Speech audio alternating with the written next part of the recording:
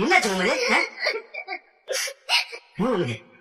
என்னாச்சு நீ ராஜி என்னாச்சு கூட்டிட்டு வந்துட்டாங்க அரசு முதல்ல? என்னங்க பாத்தீங்களா, எங்களை கூட்டிட்டு வந்துட்டாங்க.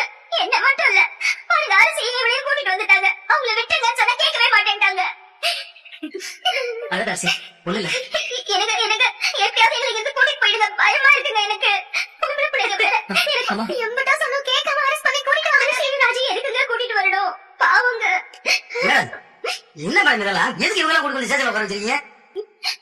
எங்க தங்கமணி வீட்டுக்காரங்க நம்ம மேல புகார் கொடுத்திருக்காங்களாங்க.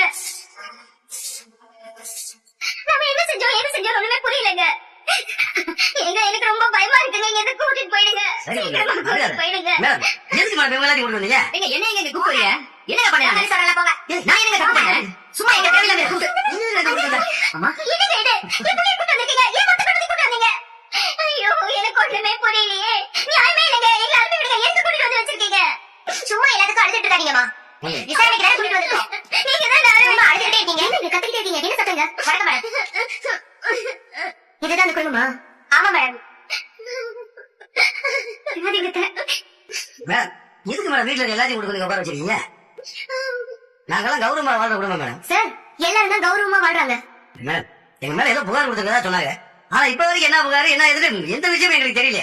வீட்டுல இருக்க பொம்பளை ஆளுங்க படிக்கிற வழியா எல்லாத்தையும் கூட்டு வந்து இப்படி சேச்சல உட்கார வச்சுக்கிறது என்ன அர்த்தம்? ஒருத்தர் மேல புகார் கொடுத்தா அவங்க மட்டும் கூட்டிட்டு வரலாம். மொத்த குடும்பத்து மேல புகார் கொடுத்திருக்காங்க. வீட்டுல இருக்க பொம்பளை ஆளுங்க படிக்கிற வழியா எல்லாத்தையும் கூட்டு வந்து இப்படி சேச்சல உட்கார வச்சுக்கிறது என்ன அர்த்தம்? ஒருத்தர் மேல புகார் கொடுத்திருந்தா அவங்க மட்டும் கூட்டிட்டு வந்து